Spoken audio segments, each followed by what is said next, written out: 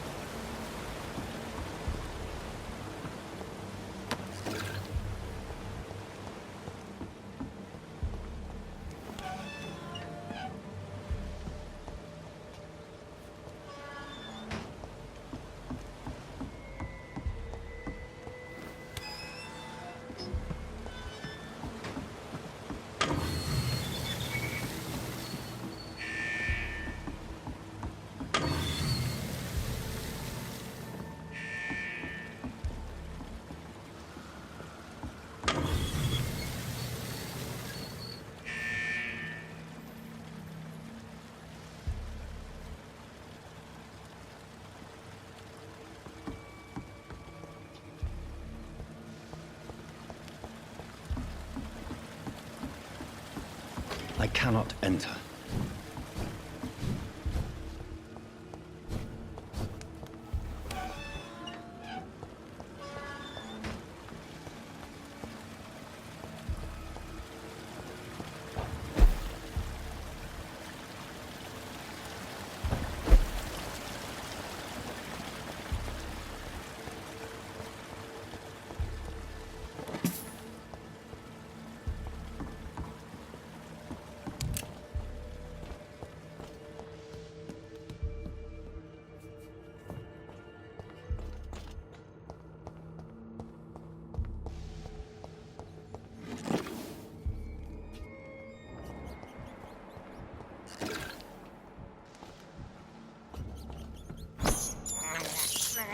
I can't believe I'm doing this. This is despicable.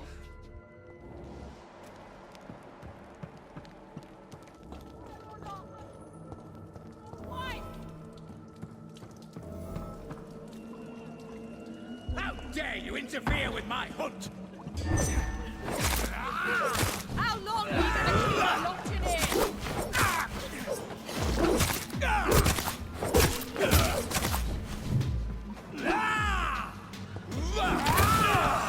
Let me go, you bastard!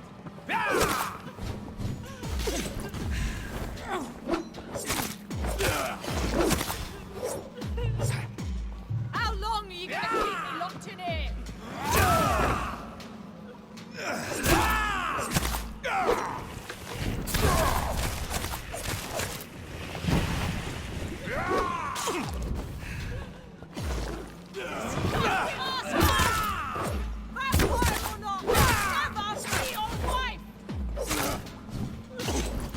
You cannot win this.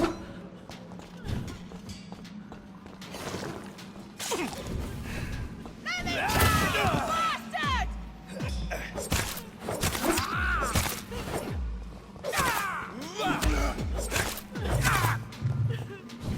How long are you going to keep me locked in here?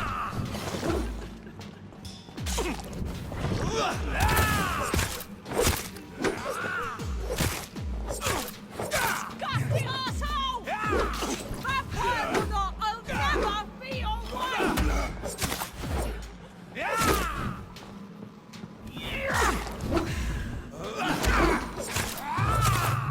Let me go, you bastard!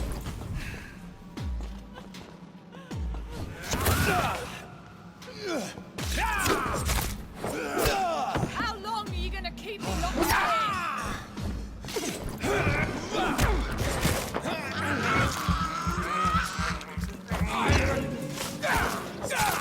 Disgusting asshole! Vampire or not, I'll never be your wife!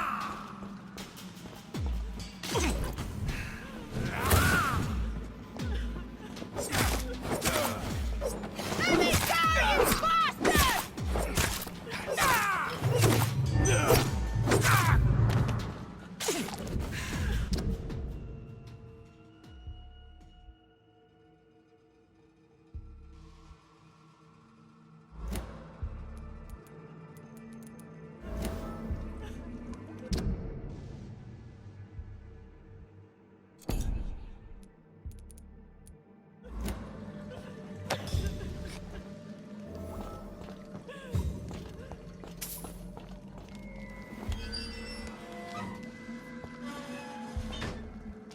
Are you all right, miss? Who are you?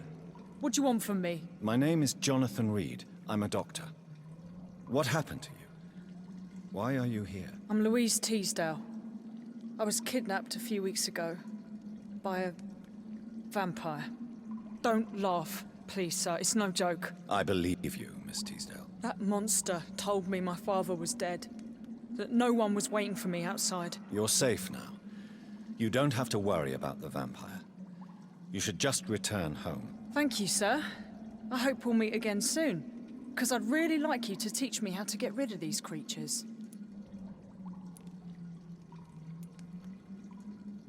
Goodbye, Miss Teasdale. And be careful. Until we meet again.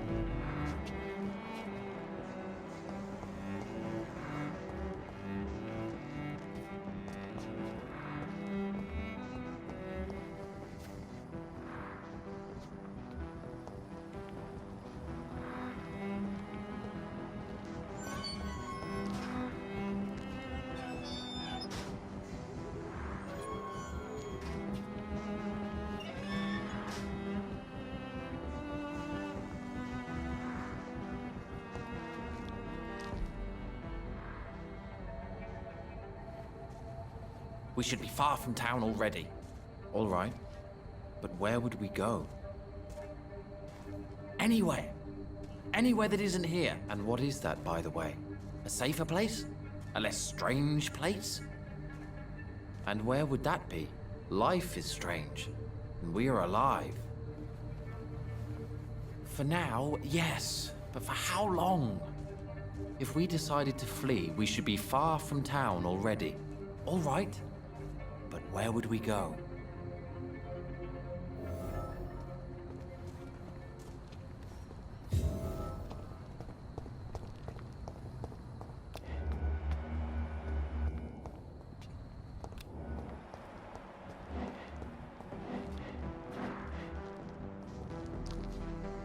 Good evening, sir. May I ask you what you're doing here at this late hour? I'm conducting an investigation about the epidemic in this part of town. And who are you, sir? I'm Dr. Jonathan Reed from the Pembroke Hospital. May I ask who you are and why all the questions? I'm Detective Inspector Charles Albright from Scotland Yard. And I don't find your answers convincing. What is a Pembroke doctor doing in the West End at this time of night? I'm here on my own, sir. I have no official appointment other than my desire to save lives. Then we have the same objective, sir. The difference is, to catch my suspects, I use a magnifying glass and handcuffs instead of a microscope. What can you tell me about this district? I'm the one asking questions, especially when there's a killer on the loose. What killer? I'm not going to discuss that with the civilians, sir. Haven't I told you about the investigation I'm conducting? Perhaps I could help you. All right, without giving you too much information, I'll tell you this. I'm convinced there is a homicidal maniac on the loose, using the epidemic to disguise his kills.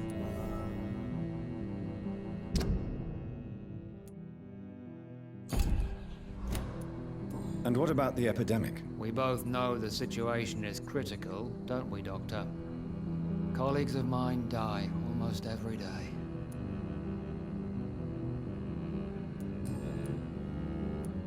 Why are you investigating at night? Criminals rarely act in daylight, you know. But since you are also a night worker, have you noticed anything strange which requires police attention? Does the name Fergal ring a bell? Fergal Bancher. Of course it does. Fergal Bancher, the Butcher of Galway. Hung in Dublin in 1857 for murdering more than 20 men with his bare hands. Why are you so interested in dead criminals, sir? What are you really doing here? I told you. I'm a detective inspector from Scotland Yard, investigating suspicious cases in the area. Do you work alone? Yes, the situation is difficult for the police. Many of us are sick, and since the summer strike, most men apply a work to rule on their patrols. What about the situation in the East End? Why are there no police there to protect the civilians? I know, it's a shame, but we just don't have enough men to cover the entire city.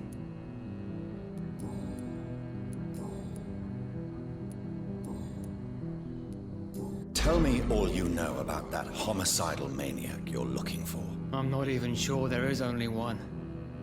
The wounds are always the same, but the modus operandi varies. Sometimes violent and brutal, sometimes precise and swift. How could different killers inflict the same wounds? That's my main problem. If my theory is correct, maybe we're facing a group of individuals sharing the same violent tendencies. Perhaps a sadist cult.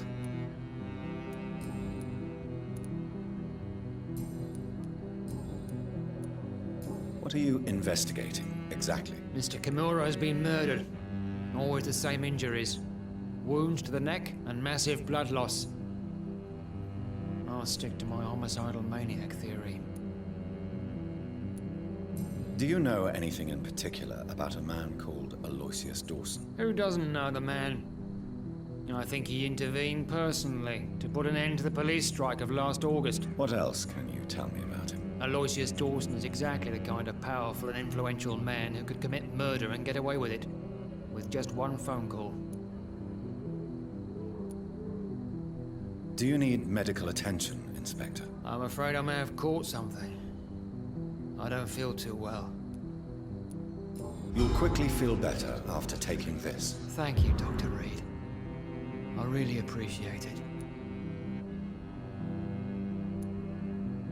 Goodbye, Detective Inspector Albright. Goodbye, Dr. Jonathan Reed. I'm sure we'll talk again soon.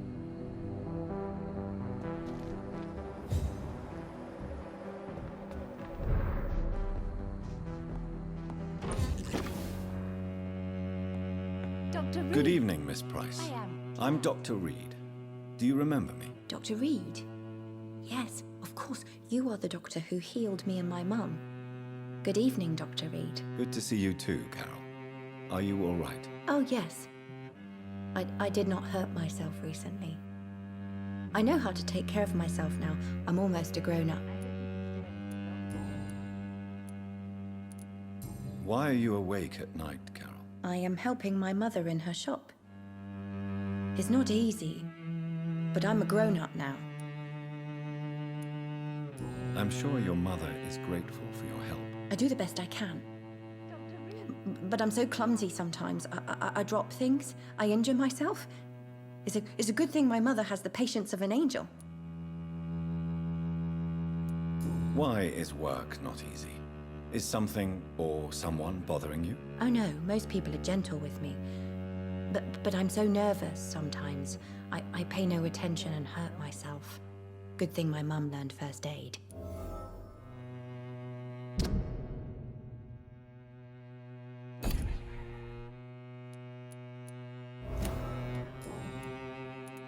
What can you tell me of the people living nearby? I don't speak to many people, except our customers. It's not easy to make friends.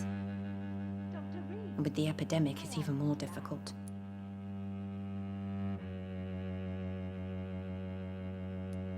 What can you tell me about the epidemic? Some of our regular customers have left London. Some others only send their housemaids now. Everybody fears the contagion. I've even seen men with weapons. Have you no friends at all? No. Mr. Nithercott used to pass by and was always nice to me. Does he not come by anymore? No. Mum said he was weird. Always reciting poetry about a girl he'd met in Whitechapel. I wonder who this camellia may be.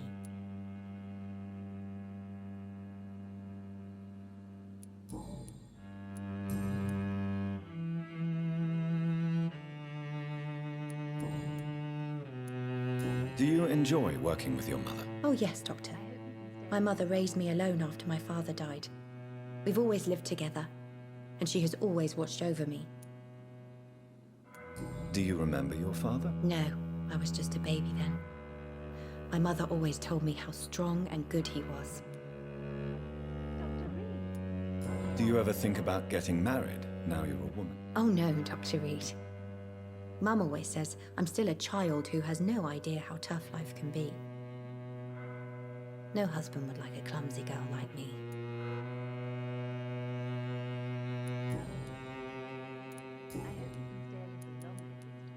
Have you ever met the famous Aloysius Dawson? Yes, a very strange man, not very nice. What do you mean? He said he was ready to pay good money for rare books, and then laughed at what we showed him.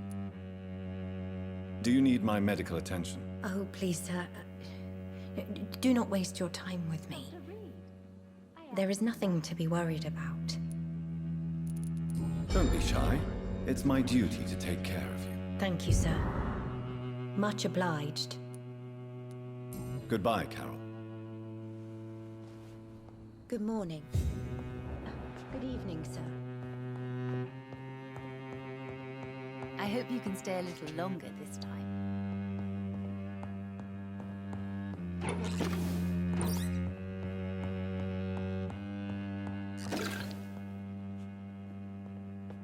Good evening, Miss Price. How are you tonight? Dr. Reed, I didn't know you had returned from the war. I had a new doctor when you left, but he's not as kind as you. Always glad to see a former patient in good condition. It's been a long time. Too long indeed. And as a token of my appreciation, I'll grant you the best price if you fancy buying anything from my humble shop.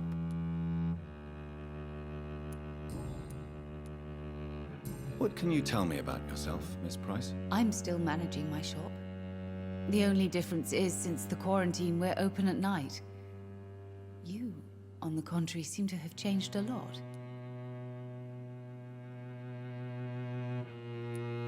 Really? Have I changed that much? It must have been the war and the night shifts since my return. Don't get me wrong, Dr. Reed, you're still handsome. Just maybe a little bit wiser, more serious. It suits you well. Tell me more about yourself. No new fiancé? I remember you were hoping to get remarried. I'm sure you must have a few suitors. Who would marry an old bat like myself with a grown daughter and a little business? As you know, I only fancy handsome men like yourself. Have you noticed anything in particular in this part of town recently? Other than you coming back to cheer me up? Nothing at all, Dr. Reed. Carol's gratitude is exemplary. She seems determined never to leave you. I'm taking care of my daughter as well as I can. It's not always easy, but she's the best gift life gave me. But she'll probably leave you someday to live her own life. Will that be difficult for you? Why would she leave? Children sometimes stay with their parents until the end, for they know no one else will love them as much.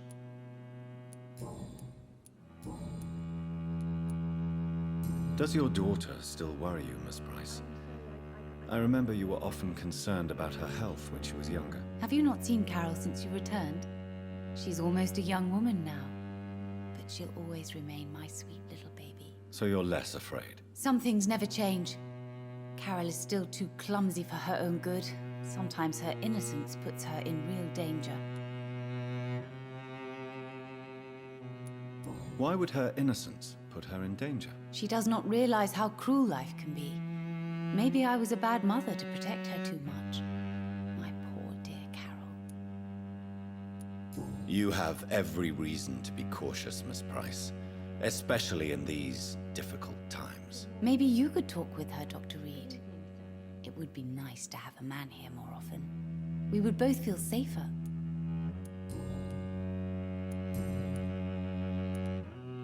Do you know Aloysius Dawson? Everybody knows him. He's only been to my shop once, though, looking for rare books and other intriguing antiques. Did he buy something from you? No, he left quickly. He almost laughed at my goods. Mr. Dawson may be a rich man, but you can't buy good manners. But isn't Aloysius Dawson known for his philanthropy? That was before his brother Robert died in an aeroplane crash. Since then, the remaining twin has turned into a heartless tycoon.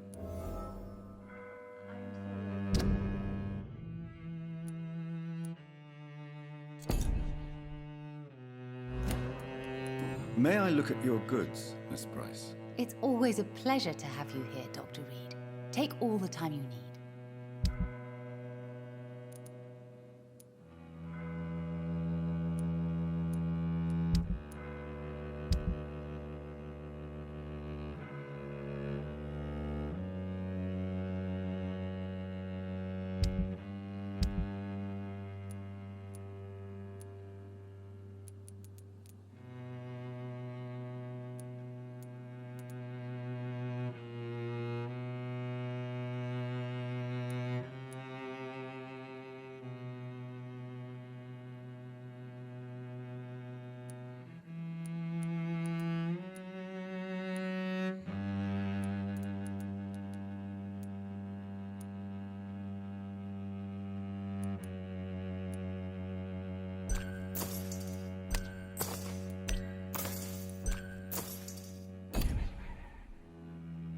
I hope you can stay It's a little locked. longer this time.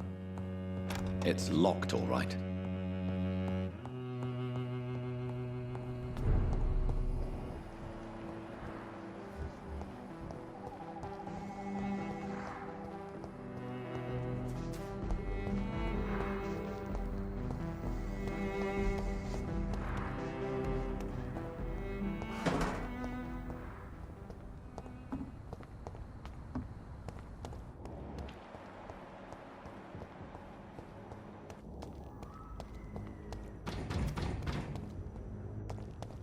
It's an inch! Get it!